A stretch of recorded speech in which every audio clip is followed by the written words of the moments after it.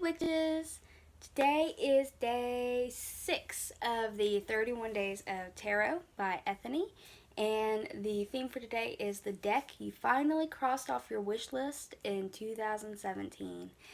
And 2017 was a unique year for me because I didn't really buy a lot of decks, but I did trade a few because I had some decks. Well, I moved. I moved from Alaska to Tennessee, and I traded off some decks in Alaska, and then when I got back down here, decks that I thought I wanted to keep, I was looking at again like, this is not really my vibe anymore. Let's trade these off too. And I've traded off almost all the decks I no longer use or resonate with. Still have a couple, but I'm actually in talks on those too. So who knows? I might be going through 2018 with decks that I only either use or I have as part of a collection because they're out of print or rarer decks.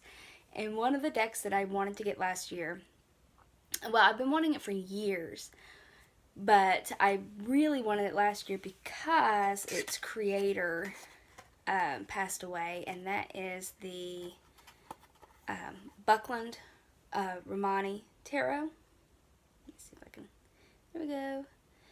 And I've been wanting this for years, but it seemed like every time I looked to buy it, it was way out of my budget. I just could not arrange to purchase it. But it's always been on my wish list for years now. And then I was on one of the tarot swaps, and I swap most of my tarot cards out of Facebook swaps.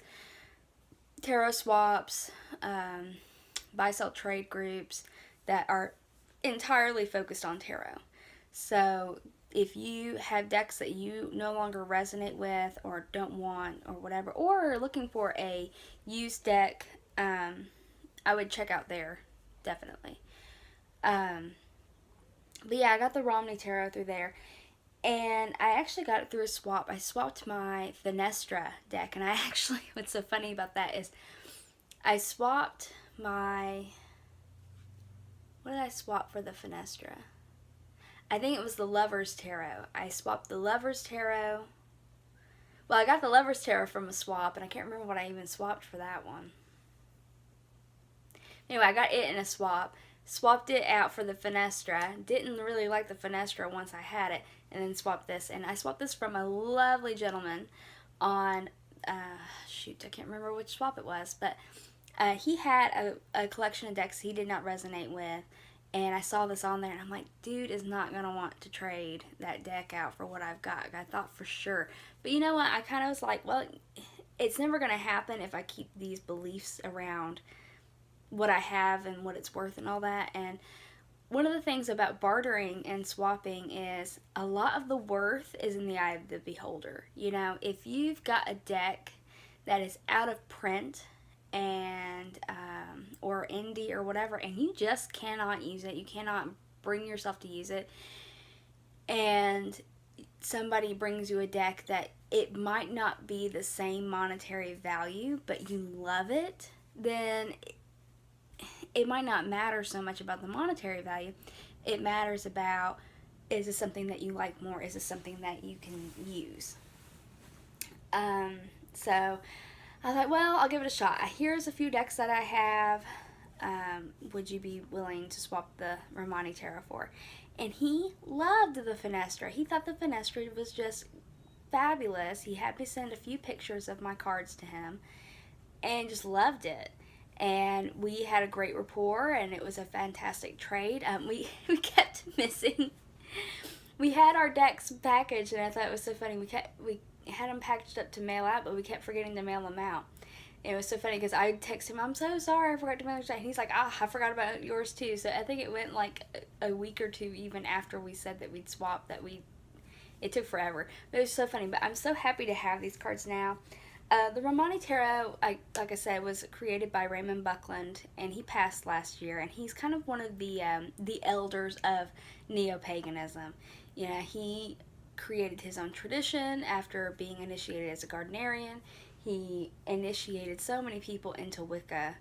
And even though I'm not a Wiccan, I appreciate what he has done for the pagan community, because I think even people who are not resonant with Wicca or even, you know, other more popular, other traditions that are also popular at the, oh gosh, what are some of the other, fairy, and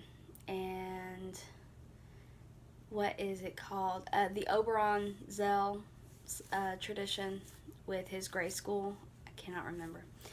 I think it's just wizardry, but I'm probably wrong about that. But anyway, these are like the elders of our modern community. You know, we didn't really have paganism as it's seen today until these people came forward and changed some laws and made it, you know, okay to practice on a more general scale.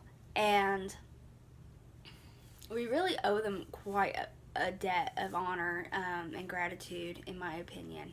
So I've been wanting this deck. I am not Romney. I don't claim to be Rom. I've met people who are Rom, and I just wanted to make it very clear that I'm not trying to appropriate a tradition or anything like that. I just thought this was a beautiful deck. I wanted to own it as part of my collection, not necessarily as a deck that I use for reading for everybody. I have a very small collection of decks that are either out of print or a little bit rare, and I'm going to add this to that collection just out of having it. I don't believe I'm on the eclectic.net site checking out the cards. And I can't remember if these are still in print or not, to be honest. And it's not saying they're not, so they might be. You might be able to get them through Llewellyn now. I just know that it was very difficult for me to find this deck off and on through the years. They were published in 2001 through Llewellyn.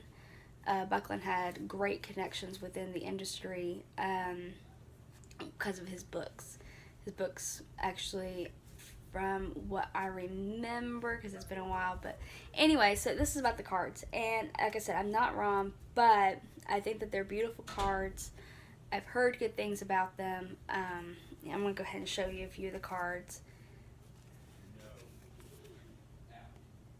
They're real, they're matte, or I guess not really matte, but they're not too slick. But I think they're beautiful. What is her name? Lisanne Lake is the illustrator. Oops. So not all of them are people. Some of them are animals. Something about this deck is it's just numbered. It doesn't have like the traditional words on it like death. You know, it doesn't have that.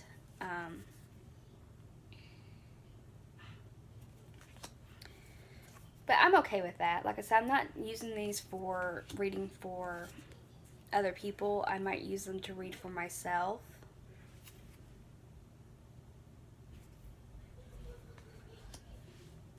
Yeah, that's the tarot, by the way. Or the tower. I really like that. So yeah, just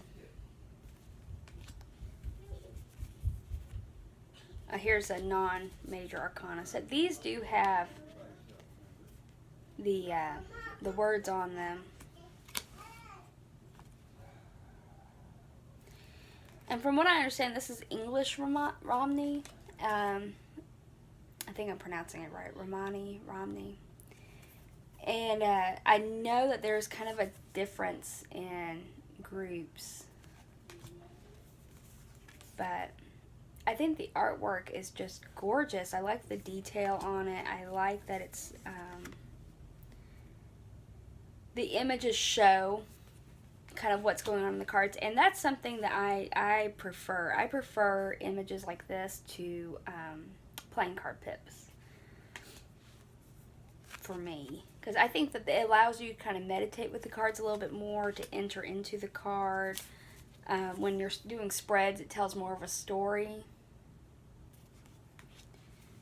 But to each their own, of course. So this is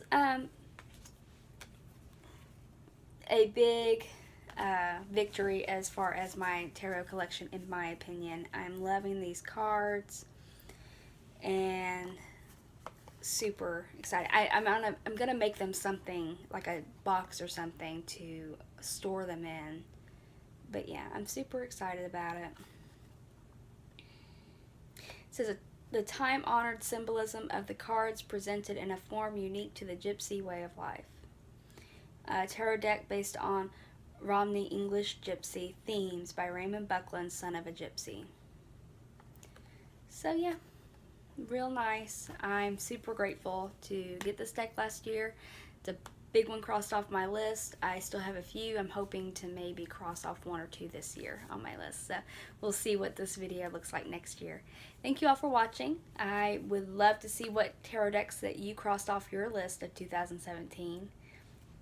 So comment them below. Bye.